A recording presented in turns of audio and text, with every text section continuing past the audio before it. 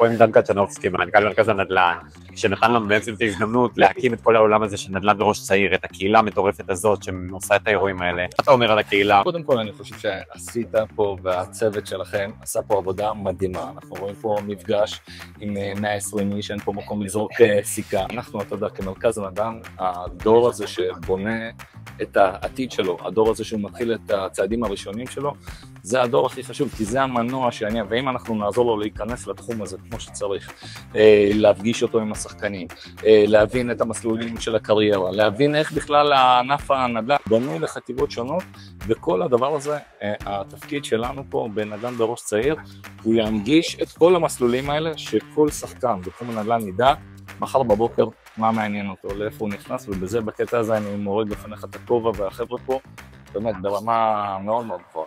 איזה כיף, אז אם לשמוע את זה ממך, אז בכלל אני עף באוויר, איזה כיף. באמת, אז כל הכבוד. תודה רבה.